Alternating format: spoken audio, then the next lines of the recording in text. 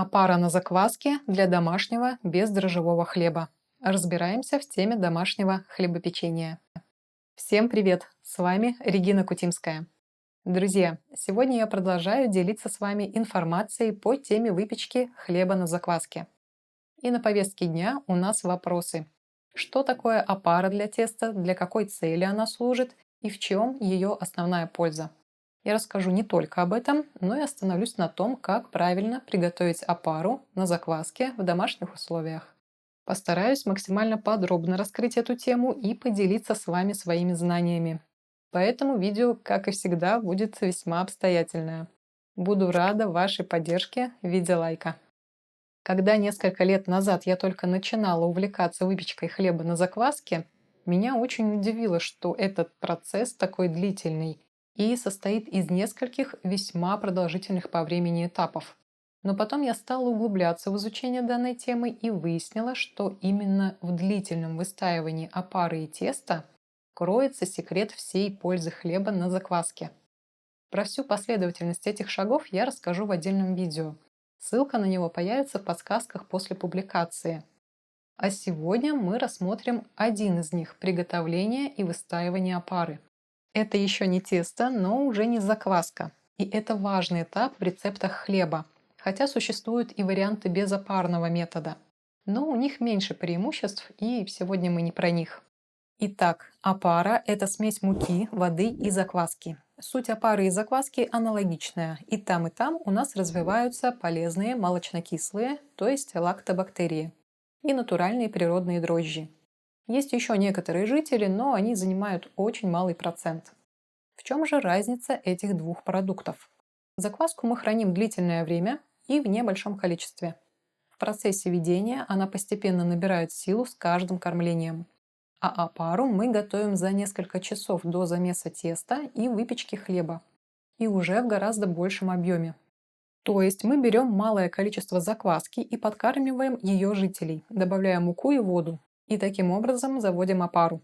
Бактерии и дрожжи активизируются, начинают размножаться и выделяют газы в процессе своей жизнедеятельности. И благодаря этим газам опара поднимается, становится очень воздушной. И потом, когда мы замешиваем тесто, оно также хорошо поднимается из-за этой активности микроорганизмов. Для этого опара должна вызревать в течение нескольких часов.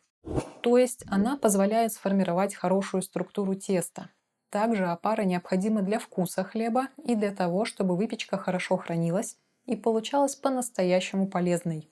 А теперь остановлюсь более подробно на этих моментах. Что касается структуры теста, то благодаря сквашенной опаре у нас хорошо развивается клейковина. Тесто становится эластичным, оно тянется, не рвется и при этом держит форму. А это очень важно для выпечки подового хлеба, который мы не кладем в специальную форму, а выпекаем на противне или камне. Далее, вкус выпечки. Кто когда-либо пробовал хлеб на закваске, точно скажет, что он абсолютно отличается от вкуса, к примеру, магазинного или же домашнего хлеба, но приготовленного без участия закваски. Заквасочная выпечка обладает характерным, богатым, очень насыщенным вкусом, который получается благодаря сквашенной опаре. Хлеб, приготовленный на опаре из закваски, очень хорошо хранится. И это подтвердит любой человек, который его печет. Никакая плесень не появляется даже спустя 2-3 недели. Хлеб просто планомерно подсыхает. Это происходит тоже благодаря вбраживанию опары. В ней формируется сильная микрофлора, а также повышенное содержание органических кислот, например, молочной кислоты, которые не позволяют развиваться болезнетворным бактериям и грибам. Для того, чтобы понять, почему выпечка с участием закваски и опары получается полезной, нужно выяснить, что происходит внутри опары по мере ее созревания. Самое важное – это процессы сквашивания, то есть ферментация. Более сложные по строению органические вещества перерабатываются, например, крахмал, сахара, и формируются элементы простой формы. За счет такой переработки готовый хлеб организму гораздо легче переварить и усвоить из него питательные вещества. Также за счет того, что крахмал и другие неполезные для здоровья элементы в процессе квашения перерабатываются, При употреблении заквасочного хлеба стенки кишечника плотно не залепляются, не загрязняются, как, например, при употреблении магазинного дрожжевого хлеба, где отсутствуют длительные процессы ферментации. А если вы приготовили еще и цельнозерновой хлеб на закваске, то в нем будет содержаться много клетчатки, которая дает питание микрофлоре организма, то есть бактериям в кишечнике. Более подробно я еще коснусь этого вопроса в отдельном видео, так как в процессе ферментации закваски и опары происходит много чего интересного. Например, преобразование глютена. А это весьма важный момент, который еще больше раскрывает пользу хлеба на закваске. Кто-то для заведения опары использует не закваску, а покупные дрожжи. Но я крайне против этого, так как они очень вредны для здоровья человека. Повторюсь, в таком случае сквашивание не происходит. Дрожжи очень быстро поднимают опару и тесто. Подробнее про магазинные дрожжи можете посмотреть отдельный ролик на нашем канале. Ссылка в подсказках. Как я сказала выше, очень важно выстаивать опару в течение определенного времени. Она не должна перестаивать, но и обязательно нужно довести ее до пика. Что это значит? Когда опара увеличится в объеме в 2-3 раза и на поверхности будут видны пузырьки воздуха. При этом она может чуть осесть посерединке. Опара готова, ее можно использовать для замеса теста. И вы видите, что при перемешивании она хорошо тянется. Значит, получится хорошее эластичное тесто, как для формового хлеба, так и для подового. Покажу вам опару, которая немного перестояла. Она льется как сметана, совсем не тянется. Если на ней сделать хлеб, причем только формовой, подовый точно не получится, то могут возникнуть проблемы. Например, он потрескается, не поднимется, будет жестким и кислым. Поэтому важно использовать опару, доведенную до пика, но не перестоявшую. Иначе с хлебом будут проблемы. Если вы используете слабую муку, то есть с низким содержанием белка, например, меньше 10 грамм на 100 грамм продукта, то опара может быть не особо эластичной. Хлеб на ней лучше печь формовой, так как клейковина будет слабо развита и тесто без формы будет просто расползаться. Такой момент наиболее характерен для ржаной муки, в ней, как правило, меньше белка. И поэтому после перемешивания ржаная опара может выглядеть очень разрыхленной, но формовой хлеб на ней прекрасно получится.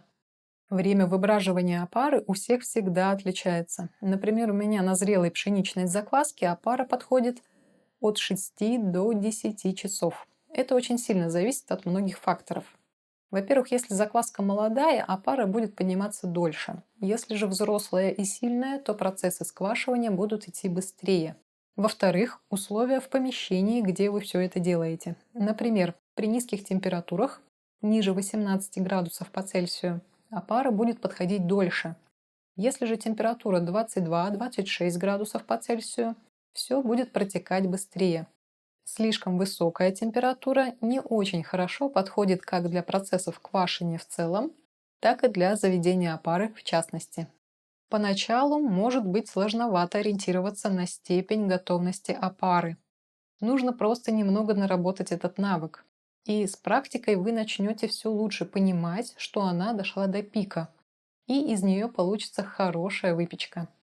И последний момент. Как приготовить опару на закваске для домашнего бездрожжевого хлеба. Для заведения опары я беру часть закваски. По весу отличается в зависимости от рецепта. Иногда кладу 20 грамм, а иногда и 80. В каждом своем рецепте я всегда уточняю сколько. Добавляю 100 грамм муки, ржаную, пшеничную, их смесь или реже другую муку. Это тоже зависит от рецепта. А также 100 мл питьевой воды. Перемешиваю будущую опару, накрываю пищевой пленкой с доступом воздуха. Далее можно накрыть полотенцем и оставить на столе. Или не накрывая убрать в кухонный шкаф. Важно, чтобы не попадал дневной свет. И так оставляем опару на несколько часов до пика. Если вам пока сложно определить ее состояние, посмотрите на нее часов через 5. Потом еще через час, 2, 3. И в будущем будете все больше видеть и чувствовать разницу. Если опара поднялась, хорошо увеличилась в объеме, стала воздушной и от нее исходит очень легкий, приятный кисловатый аромат, значит, она готова. Друзья, сегодня я постаралась максимально подробно рассказать вам про опару на закваске, в чем ее польза и как ее правильно готовить. Но также отмечу, что для выпечки по-настоящему полезного домашнего хлеба необходимо уделять внимание качеству ингредиентов, то есть муки и воды, которые вы используете для закваски, опары и теста. Про правильную воду на нашем канале уже есть видео. Можете посмотреть их по ссылке в подсказках. А про муку я буду снимать несколько дополнительных роликов, так как в этой теме тоже есть о чем рассказать. Любая рафинированная мука из магазина не подходит для выпечки хлеба. И более того, опасна для здоровья. И этой темы мы коснемся отдельно. Если это видео было вам полезно, ставьте лайки. Если вам интересно не только печь полезный хлеб на закваске, но и изучать темы здоровья, правильного питания, подписывайтесь на наш канал. Мы рассказываем именно об этом. До новой встречи и доброго вам здравия!